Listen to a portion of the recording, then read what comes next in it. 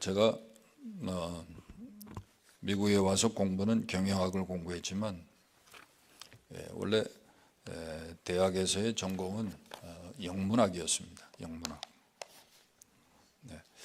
근데 저는 그 문학을 하면서 다른 것보다 시를 굉장히 좋아했어요. 시를 어느 정도 좋아했냐면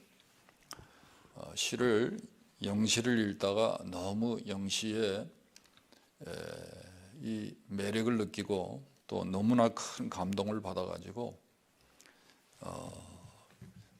영시뿐만 아니라 이 한자로 쓴 시 있죠. 한시까지 공부하고 또 신학교에 가서도 히브리어 시, 구약의 시편, 시를 특별히 제가 많이 애독을 하고 또 애송을 했습니다.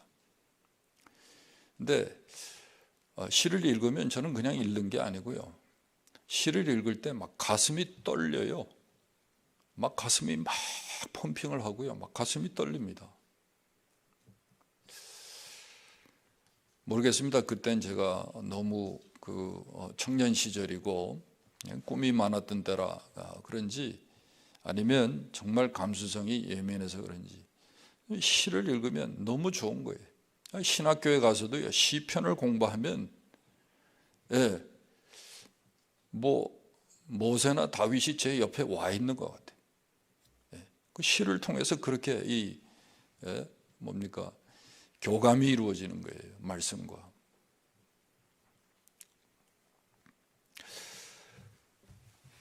아마 여러분 중에도 그런 분들이 있는 줄 압니다. 가을이니까 더 그렇겠죠. 저도 나이가 먹어서 그런지 몇 년 전까지만 해도 제가 목요일날 기도원 갈 때는 성경책만 들고 다닌 게 아니라 시집을 들고 다녔어요. 이상하게 가을이면 꼭 시를 읽고 싶더라고요. 근데 여러분, 우리가 시가 무언지는 다 알지만 시를 정의한다는 것은 그렇게 쉽지 않아요. 시를 좋아하기도 하고 시가 무언지는 다 알아요. 근데 시를 정의하라 그러면 시를 정의하는 게 쉽지 않습니다. 근데 누가 시를 정의하는데 이렇게 정의를 했어요. 시는 무엇을 보거나 듣거나 몸으로 한 것을 차근차근 풀어서 알아듣도록 쓰는 것이 아니고 어떤 알맹이가 되는 순간을 붙잡아서 보여주거나 어떤 일에서 우러난 느낌을 짧은 말로 토해내는 것이다. 시를 정의하는데 그 정의도 시적이에요. 그죠? 이건 시를 정의하는데 시를 내용과 형식이라는 차원에서 시를 정의한 거죠.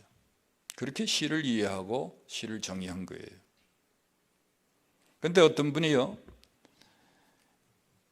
시는 놀라움이고 새로움이며 싱싱하고 깨끗하고 따스하고 고상합니다 라고 이렇게 시를 정의한다면 이것은 시를 정의하되 본질적인 차원에서 본질적인 의미에서 시를 정의한 거예요. 그렇죠? 시는 새로움이고 놀라움이고 깨끗함이고 고상함이고 따뜻합니다.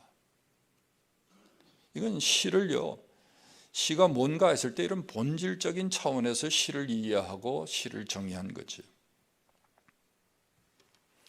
오늘 본문에 보면 바울이 마치 시를 본질적인 차원에서 이렇게 정의를 하듯이 교회를 정의를 합니다. 교회가 무엇이냐? 그럴 때 교회를요, 17절에 보시면 하나님의 나라는 먹는 것과 마시는 것이 아니요 오직 성령 안에 있는 의와 평강과 희락이라, 이렇게 교회를요 정의를 합니다. 왜 이렇게 했을까요? 교회가 다름이 아니라 하나님의 나라를 예시하는 기관이기 때문에 그래요. 그리고 그 교회의 본질이 의와 평강과 희락이라는 말이에요. 지금은 돌아가셨지만 영국의 유명한 복음주의 설교자였던 존 스타트 목사님은요, 이렇게 말씀을 하셨어요. 교회와 하나님의 나라를 올바로 일치시키려면 교회는 하나님 나라의 증표로, 또 하나님 나라의 봉사자로 하나님 나라의 선 경험이 되어야 한다. 선 경험이라는 말이 무슨 말일까요? 예? 이 선 경험, 하나님의 나라를 미리 경험하는 거예요. 교회가요, 하나님 나라와 같다 할 때 교회는 하나님 나라의 증표, 예시가 돼야 되고요. 또 하나님의 나라를 위한 기관이 돼야 되고요. 또 하나님 나라를 보여주는 예시, 증표가 돼야 된다는 말이에요. 여러분 어떻습니까? 여러분 교회에 나오시면서 정말 교회를 통하여 여러분 하나님의 나라를 경험하고 맛보고 계십니까?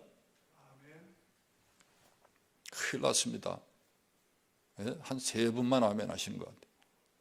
마음으로 아멘 하셨죠? 근데 얼마나 하셨는지 제가 잘 모르겠는데, 제가 평생을 어려서부터 그래도 한 10교회 정도는 이렇게 거친 것 같아요. 뭐 철없을 때는 뭐 그저 주일학교, 뭐 부모님 쫓아가고. 근데 제가 정말 하나님의 나라를 경험한 교회가 몇 교회나 될까?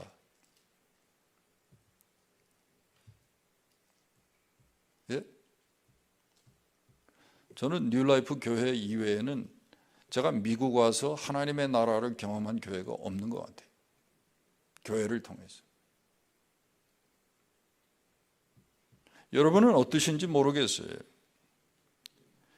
교회가 정말 하나님의 나라를 예시하는 증표와 같은 그런 기관이 되어야 하는데, 여러분 신앙생활 하면서 교회에 나오시면서 여러분 정말 그런 신앙적인 경험이 있느냐는 거예요.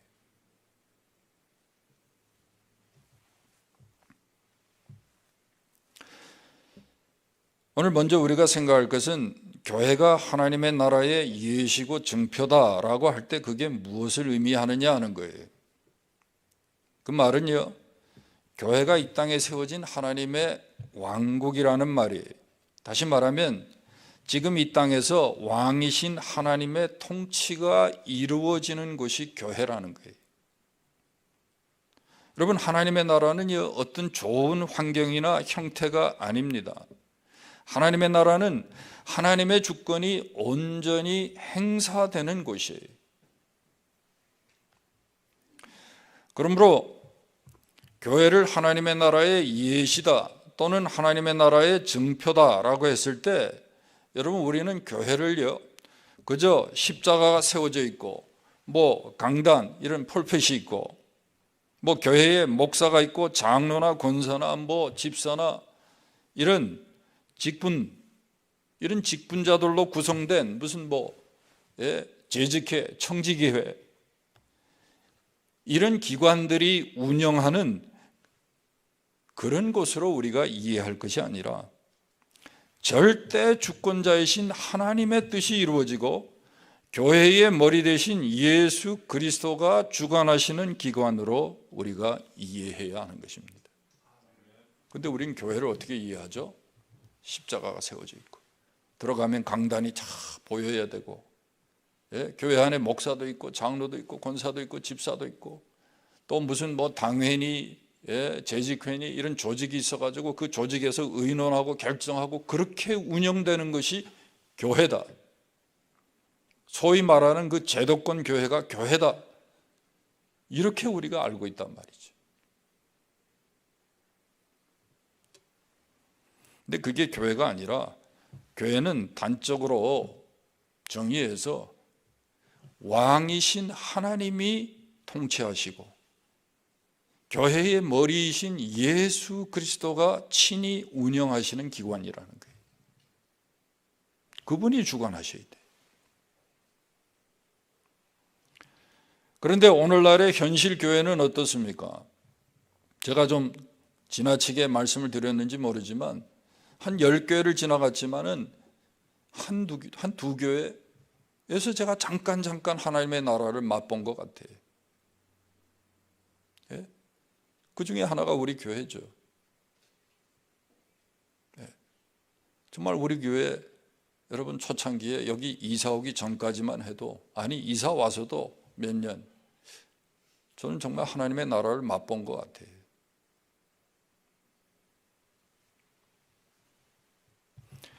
오늘날 교회에 정말 하나님의 통치가 이루어지고 있습니까? 오늘날 교회를 보면요, 목사가 통치하는 것 같아요. 당회가 통치하는 것 같아요. 여러분, 사람들이 주관하는, 예? 무슨 제도나 조직이 주관하는 것이 여러분 오늘날의 교회 아닙니까? 그러니까 여러분이 잘 아시는 주님의 교회를 심호하시고 은퇴하신 이재철 목사님이 목회할 때 그 교회에 몇 가지 원칙을 세워놓고 목회를 했다는 것이 유명합니다. 첫째는 예배당을 건축하지 않는 교회를 한다. 그 주님의 교회 첫 번째. 나는 목회를 그렇게 하겠다는 거예요. 우리 교회는 그렇게 한다는 거예요. 예배당 건축하지 않겠다는 거예요. 그 다음에 또 하나는 교회 예산의 반을 어쨌든 교회 밖으로 쓴다는 거예요. 선교와 구제에 쓴다는 거죠. 왜? 내 이웃을 내 몸과 같이 사랑하라 그랬으니까 하나님이 주신 것의 반은 밖으로 이웃과 나누어야 된다는 거예요. 교회가 그렇게 해야 한다는 거예요. 또 한 가지는 임기제를 실시한 거예요. 목사나 장로나 다 임기를 정해놓고 그렇게 교회를 섬긴 거예요. 그래서 그분은요, 그 교회에서 목사 임기 10년, 또 장로 임기 13년 이렇게 정해놓고 목회를 하셨어요. 왜 그랬을까요? 다른 게 아닙니다. 예배당 건축하지 않은 것은요, 오늘날 너무 많은 사람들이 예배당을 건물로 인식하기 때문에 이거 예배당 지으면 안 되겠다. 예배당 건물이 아닌데 구원받은 하나님의 백성의 모임인데 자꾸 이 교회를 말이죠, 이 건물로 생각하기 때문에, 예배당 건물로 생각하기 때문에 우리는 예배당 건축 안 한다는 거예요.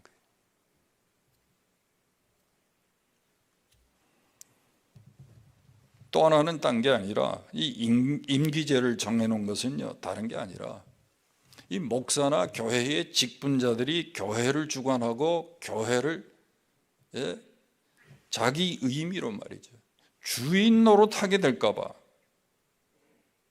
잘못하면 교회가 목사나 장로들의 교회 아니면 사람의 교회가 될까 봐 임기제를 정해놓은 거예요. 교회는요, 그리스도가 머리가 되고 주인이 돼서 주님의 뜻대로 돼야 하는데 그렇지 못하니까, 그래서 임기제를 정해놓고 했다는 거예요.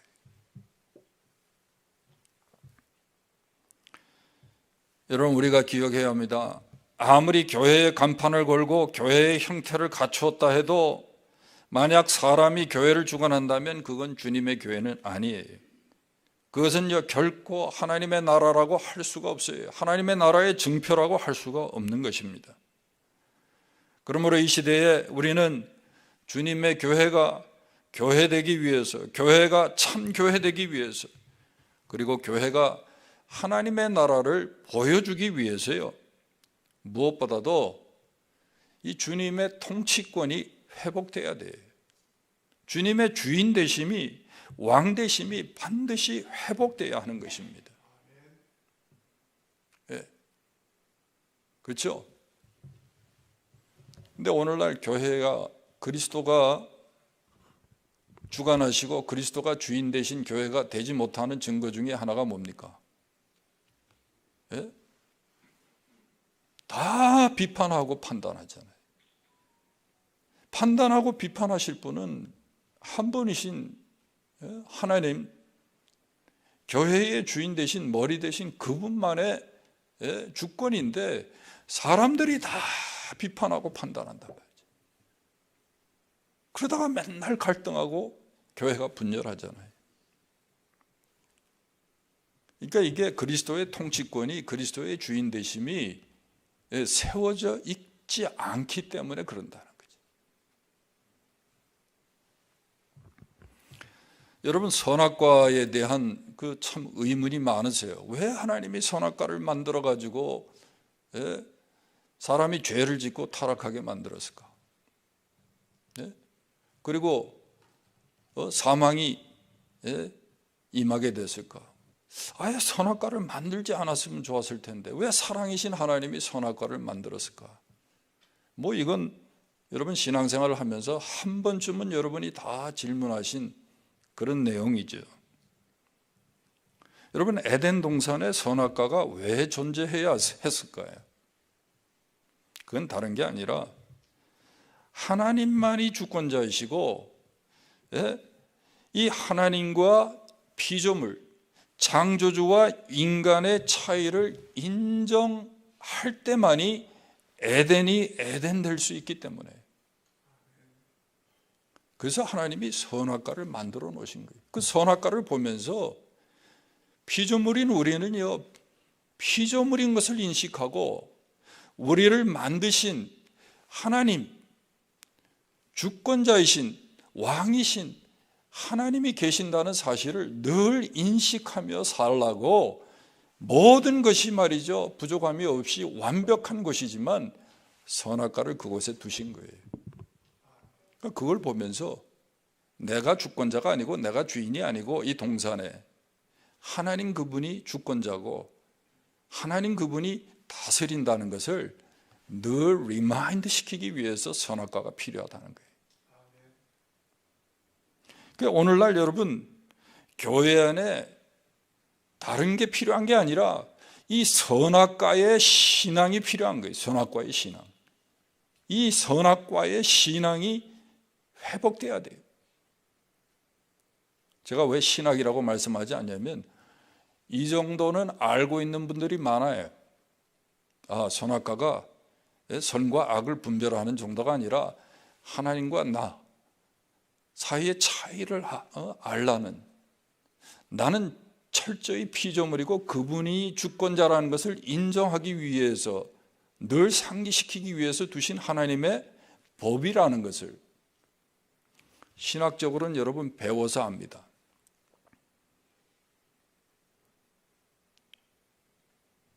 근데 여러분, 실제로 우리가 신앙생활을 그렇게 안 하거든요. 교회관에서 우리가 그렇게 행동 안 하거든요. 목사들도 목회하면서 그렇게 목회 안 하거든요.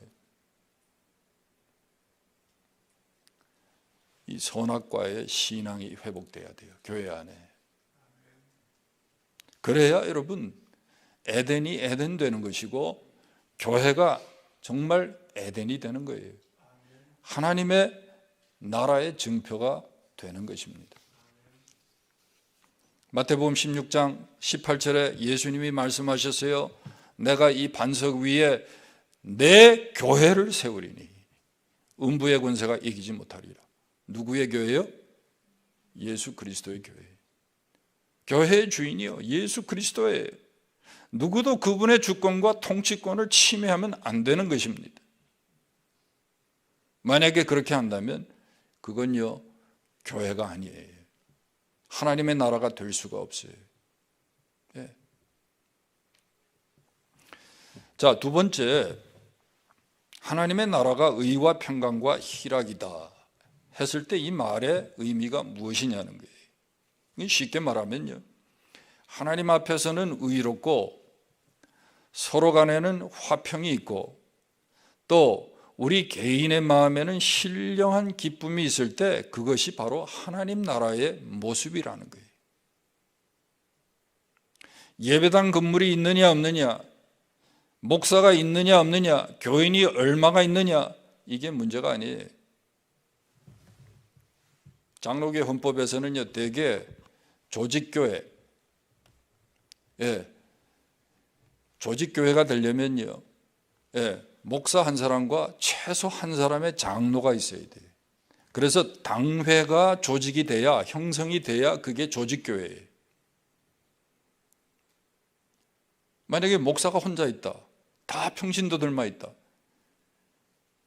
그거는요 조직교회라고 생각하지 않는 거예요. 그렇게 법으로 정의를 해요, 교회를.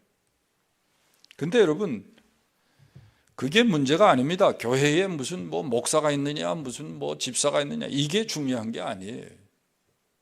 세례교인이 몇 명이 있느냐, 이것도 중요한 게 아니에요. 교회와 신자가 정말 화평과 기쁨을 소유하고 있느냐, 정말 하나님 앞에서 의로운 바가 정말 그 교회에서 실행되고 있는가, 이게 중요한 거죠. 만약 누가 교회 안에서 자기만 옳다고 한다면 이미 그것은 하나님의 나라가 아니에요. 또 누가 아무리 옳다고 해도 그에게 사랑이 없고 화평이 없다면 그 교회는 하나님의 나라가 될 수가 없는 거예요. 우리가 서로 화평하고 또 사랑한다고 해서 또 하나님의 나라가 반드시 하나님의 나라가 되는 것도 아니에요. 조금 전에도 말씀드렸지만 우리 개인과 공동체 안에 실제로 하나님께서 의롭게 보시고 하나님께서 의롭게 여기시는 바가 행해져야 돼요. 알고만 있으면 뭐합니까? 예?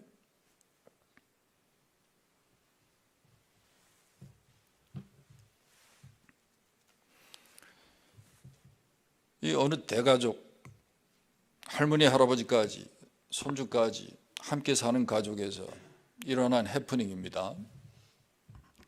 꼬마가 초등학교 한 1학년짜리 꼬마가 놀다가 어떻게 발로 차서 유리컵을 깨버렸어요. 쨍그랑 하고 깨지는 어떻게 했겠어요? 예? 엄마가 보고요 당장 그래, 야야야야야, 야, 눈은 어디다 두고 말이지 컵을 그렇게 발로 차냐고. 그러면서 소리를 질러요. 그러니까 옆에 시어머니가 있다가 또 그걸 보더니, 아니 너는 집에서 맨날 먹고 놀면서 그것도 하나 안 치우고 뭐 했냐고. 그 옆에 또 남편이 있다 그런 거예요. 당신은 다 좋은데 치우는 걸 못하는 게 그게 문제라고. 왜냐하면 그때 치우지 왜 안 치우냐고. 그러고 얘기를 하고 소리를 지르고 하니까요, 애가 갑자기 그냥 울어버리는 거예요. 민망해가지고. 근데 옆집에서도 비슷한 일이 일어났어요. 아빠가 떡을 먹고 그냥 접시를 방바닥에 그냥 뒀네요. 근데 어떻게 놀다가 또 그 접시를 걷어차가지고 접시가 깨졌어요. 그랬더니 어떻게 됐을까요? 할머니가 그냥 그 순간에 보더니, 야 괜찮니? 안 다쳤니? 피 안 나? 보더니요, 야 안 다쳐서 다행이다. 안 다쳐서 다행이다. 그러니까 그 엄마가 보고 그러는 거예요. 아유 어머니 죄송해요. 제가 이거 빨리 치웠어야 되는데 잠깐 그냥 이것부터 한다고 그냥 하다가 그냥 그 사이에 애가 이걸 차버렸네. 떡 먹은 아버지는 또 그 얘기를 듣더니, 죄인은 제가 죄인이죠. 떡은 제가 먹었는데요. 제가 먹고 치워야 되는데요. 그러니까 꼬마가 분위기 파악을 다 하고 그런 거예요. 아니에요. 제가 잘못했어요. 제가 조심해야 되는데 제가 그냥 정신없이 그냥 노는 거에 정신 팔려가지고 그러다가 내가 이걸 깨버렸어요. 다음부터 안 할게요. 여러분 어떻습니까? 두 가정의 차이가 뭡니까? 어느 가정이 여러분 천국과 같은 가정입니까? 예? 첫 번째 가정이죠. 여러분, 첫 번째 가정에서 일어났는 그 일을 가지고, 사건을 가지고 할머니고 아버지고 뭐 엄마가 한 얘기가 틀립니까? 다 옳은 소리, 바른 소리죠. 근데 오늘날 교회가요, 두 번째 가정보다는 첫 번째 가정과 같은 교회가 너무 많은 거예요. 모르겠어요, 여러분의 가정은 어떤지. 만약 여러분의 가정이 두 번째 가정 같다면 그 가정은 정말 천국 같은 가정일 거예요.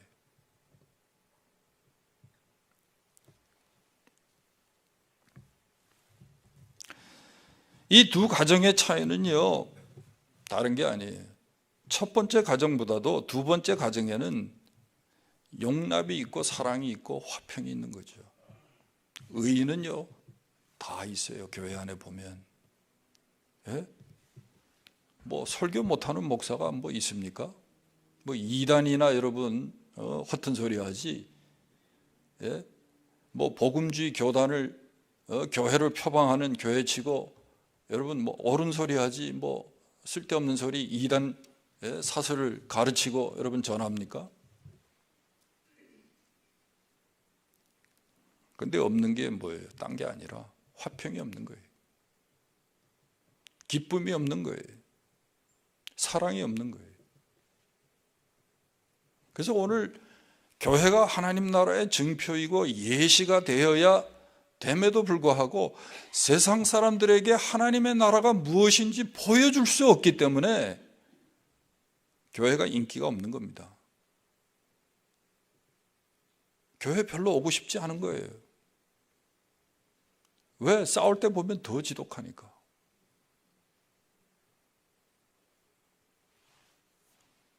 가정에서는 서로 책임을 전가하는지 몰라도 교회 싸울 때 보면요, 접시고 컵이고 던지잖아요. 아주 밟아 죽여야 돼. 그래서 여러분, 교회가 하나님의 나라의 증표가 되지 못하는 거예요. 오늘날 교회에 와서도 우리가 하나님의 나라를 미리 맛볼 수가 없는 거예요.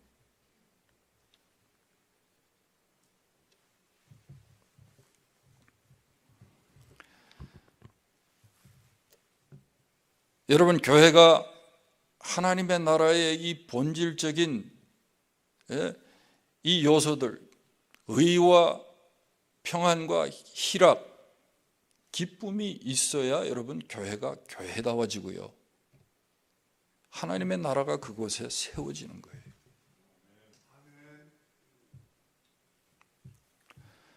저는 이제 우리 교회가 정말 진정한 하나님의 나라를 기대한다면 정말 의와 화평과 기쁨을 소유할 뿐만 아니라 실천하는 그런 교회와 성도들이 되기를 주님의 이름으로 축원합니다. 오늘 여기 본문에 보면, 그래서 바울이 교훈을 합니다. 로마 교회에. 교회가 이렇게 하나님의 나라를 예시하는 그런 하나님의 나라의 증표가 되기 위해서 구체적으로 우리에게 필요한 것이 있다고 우리에게 교훈을 해요. 그게 뭐냐면 13절입니다. 13절 한번 보세요. 같이 한번 읽겠습니다. 13절.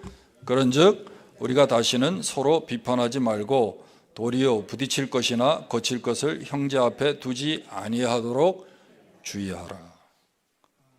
비판하지 말라는 건 지난주에 우리가 함께 공부했으니까 뭐 설명이 필요 없죠. 여기 뭐라 그랬죠? 부딪힐 것이나 거칠 것을 형제 앞에 두지 아니하도록 주의하라. 이 말은 무슨 말일까요? 믿음이 약한 자들이 시험에 들지 않도록 하라는 거예요. 믿음이 약한 자들이 시험에 들 만한 일을 하지 말라는 거예요. 그게 부딪히는 것이나 거칠 것을 형제 앞에 두지 아니하는 거예요. 내가 믿음이 있다고 내 마음대로 하고 내 권리와 자유를 내가 마음대로 남을 배려하지 않고 사용하면 어떻게 돼요? 부딪히는 것이나 고칠 것을 그 앞에 두는 거예요. 그래서 그 사람이 넘어지게 돼요. 그게 시험에 드는 거죠. 교회 오면 안 그럴 줄 알았는데, 이 믿는다는 사람들이 더하네. 목사가 더하네. 예? 이거 여러분 이미 부딪히고 이미 고칠 것에 고쳐가지고 지금 시험에 든 거 아닙니까?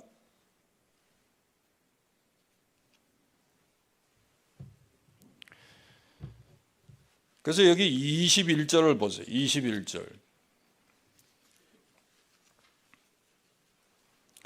이 믿음이 약한 자들이 부딪히거나 거치지 않도록 하기 위해서 어떻게 하라고 얘기하죠? 21절도 같이 읽겠습니다.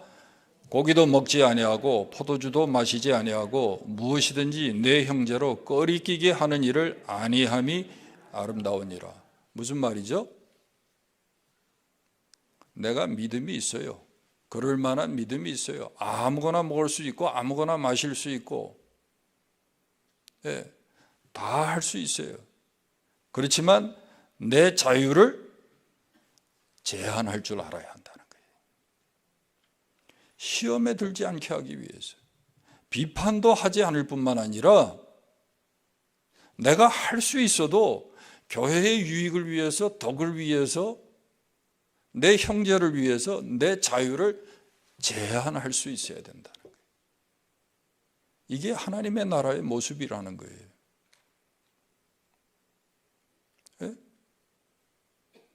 근데 우리는 안 그래요. 내가 그럴만하다고 생각하면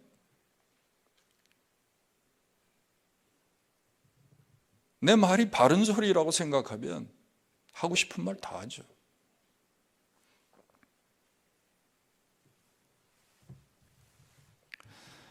여러분, 하나님 나라의 건설은요, 예배당 건물을 잘 짓는다고 되는 게 아닙니다.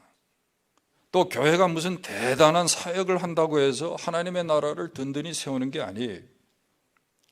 교회를 구성하는 지체들인 성도들이 서로 덕을 세우고, 특별히 믿음이 강한 사람이 믿음이 연약한 사람을 생각해서 자신의 자유를 제한할 줄 알고, 또 제한된 그 자유를 사용하고 누릴 줄 알 때 하나님의 나라가요, 세워지는 거예요.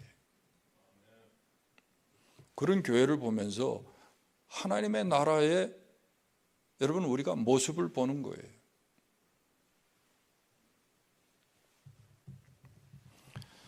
고린도전서 8장 9절에 바울이 이렇게 이야기하고 있습니다. 그런즉 너희 자유가 믿음이 약한 자들에게 걸려 넘어지게 하는 것이 되지 않도록 조심하라. 너희의 자유가 약한 자들에게 걸려 넘어지게 하는 것이 되지 않도록 조심하라. 스텀블링 블럭이 되면 안 된다는 거예요. 우리 자유가.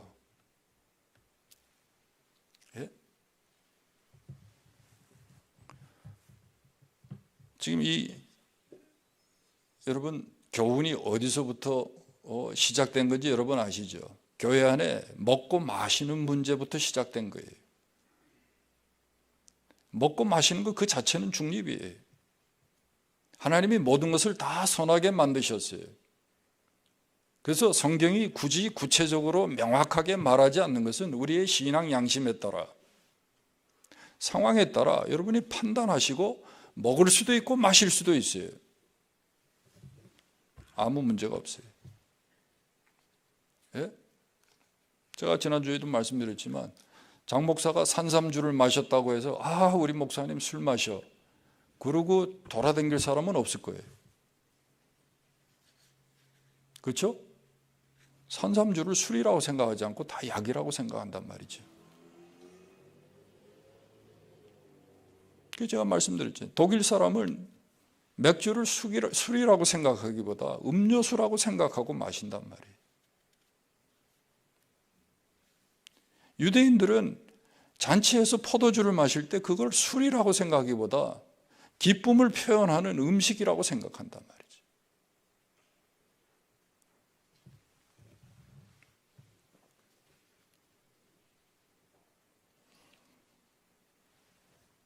그 성경에는 보면 하나님이 주시는 은혜의 풍성함을 얘기할 때도 이 포도주에 차고 넘치는 것을 예시로 그렇게 표현합니다. 여러분 그 자체를 가지고 우리가 여러분 문자적으로 여러분 뭐 된다 안 된다 그럴 문제가 아니라는 거예요. 여러분 다 그럴 만한 믿음이 있으세요. 있으면 그건 여러분의 믿음, 여러분의 신앙으로 여러분이 판단할 일이에요.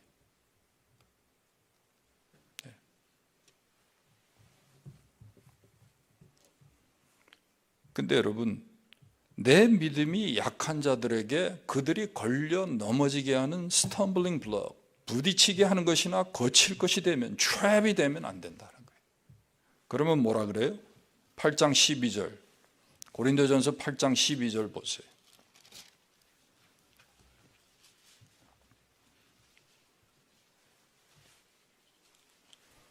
고린도전서 8장 12절 같이 읽습니다.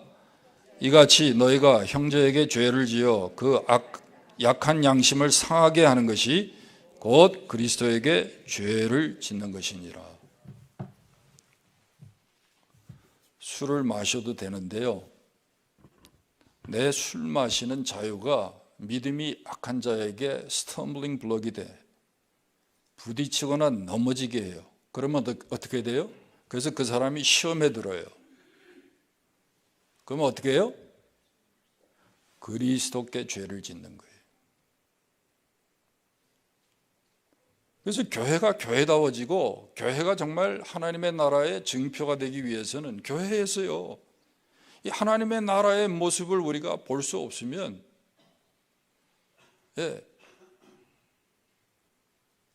그게 문제라는 거예요. 내 자유를 말이죠. 이건 내 자유인데 뭐 내 마음대로인데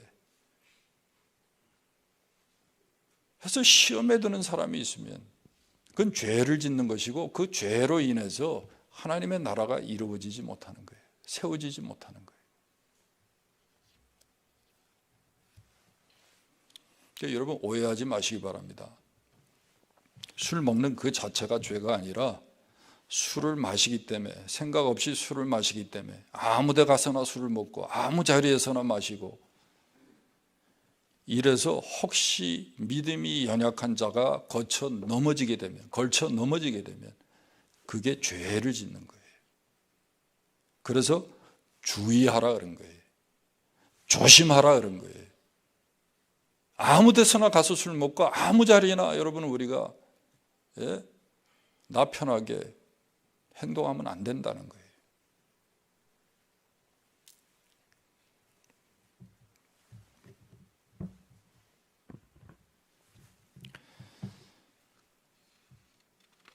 우리는 하나님의 나라를 우리가 세워가기 위해서 이렇게 부딪히거나 넘어지지 않고 형제를요 세워줄 수 있어야 돼요. 부딪히거나 넘어지지 않도록요 형제를 세워줄 수 있어야 돼요. 우리 말에 그런 말 있죠. 애들 앞에서 물도 못 마신다고. 그 부모가 조심해야 된다는 말이죠. 그죠? 조심해야 된단 말이에요. 예수 믿는 사람들이 아무 데나 가서 술 먹고 주사하고 얼굴 빨개가지고 돌아다니고 그래서 혹 누가 보고 여러분 시험에 들면 그러면 여러분 교회가요 교회다워지지 않는 거예요. 교회가 하나님의 나라에 예시를 못하는 거예요. 그런 일들이 비일비재하게 일어나면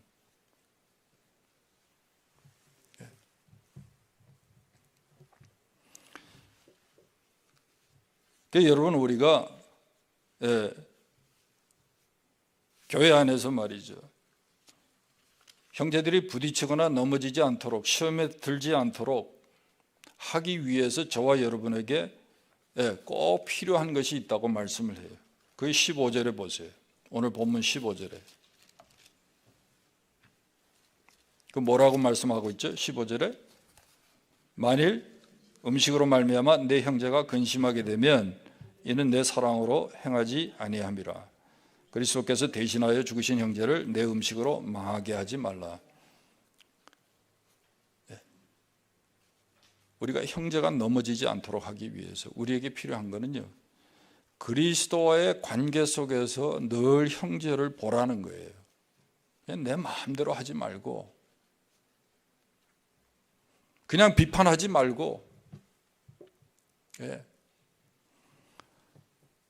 형제가 시험에 들지 않도록 하기 위해서 그리스도께서 그 형제를 어떻게 보시는지를 우리가 알아야 돼. 그 소중한 한 인격을 위해서 예수님 그분이 자신의 생명을 주셔서 죄값을 지불하셨다는 그 사실을 우리가 인식하고 형제를 대해야 되는 거예요. 애들 앞에서 물 마시는 것도 조심해야 된다. 애들이 혹시 보고 배울까 봐. 어른들이 조심하듯이. 오늘 믿음이 있다는 사람들이 할 수 있는 믿음도 있고 자유도 있고 다 할 수 있지만, 죄가 아니지만 그 자체가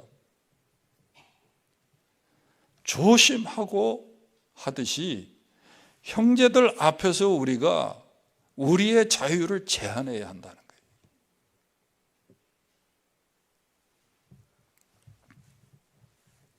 그러지 않으면 여러분 어떻게 돼요? 넘어지는 거예요. 부딪히는 거예요.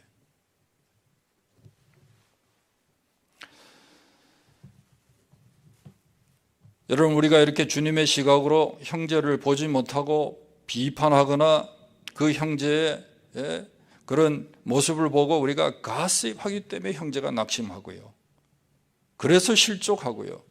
그래서 교회가 든든히 세워지지 못하고, 여러분, 교회가 하나님의 나라의 모습을 보여주지 못하는 것입니다.